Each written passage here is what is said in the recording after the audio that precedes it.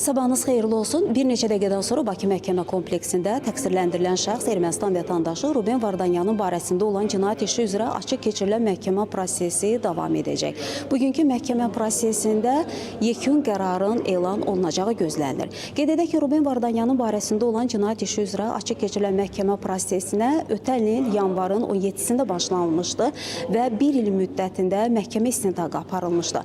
Bir il müddətində məhkəmə istintaqı zamanı yüzlərlə zərər çəkmiş və zərər çəkmişin hüquqi varisi məhkəmədə, bax bu gördüyümüz tribunada ifadə verdilər. Onlar məhkəmədə əzizlərini, doğmalarını itirdiklərini bildirdilər. Hansı şəraitdə yaralandıqları barədə məhkəmədə danışdılar. Eyni zamanda məhkəmə istintaqı zamanı çoxsaylı sənədlər, sübutlar, faktlar tədqiq olundu.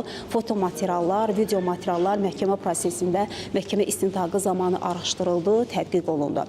Ötən ilin sonunda isə məhkəmə istintaqı yekunlaşdı.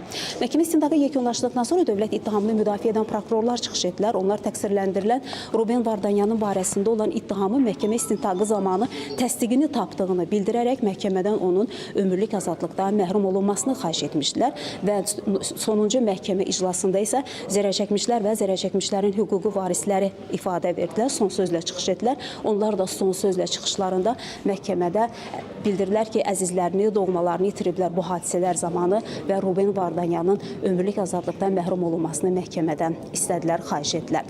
Bundan sonra isə Ruben Vardanyan son sözlə çıxış etdi. Onu da qeyd edək ki, Ruben Vardanyan bir il məhkəmə istintaqı zamanı sərbəst ifadə verməkdən imtina etmişdi. Eyni zamanda o dövlət ittihamını müdafiə edən prokurorların suallarını cavablandırmaqdan da imtina etmişdi. Amma məhkəmə istintaqı zamanı zərərçəkmişlər və zərərçəkmişlərə çoxsaylı suallar ünvanladı. Eyni zamanda Ruben Vardanyan məhkəmə istintaqı zamanı çoxsaylı vəsadətlərlə çıxış etdi. Onun vəsadətlərinin də böyük bir hissəsi, təbii ki, qanunvericilik çərçivəsində olan vəsadətlərinin böyük bir hissəsi məhkəmə tərəfindən təmin olundu. Ruben Vardanyan həmçinin məhkəmənin sonuncu iclasında o eyni zamanda son sözlə də çıxış etdi. Məhkəmə Ruben Vardanyanın da son sözünü dinlədikdən sonra müşavirəyə gedib və bu günləri həmin müşavirədə yekun qərar nə olacaqsa o bugünkü iclasda elan olunacaq. Biz isə yekun qərarla bağlı tamaşaçılara xəbərlərin növbəti buraxılışında məlumatları çatdırmağa çalışacaq deyərək sözü yenidən mərkəzə, studiya ötürür.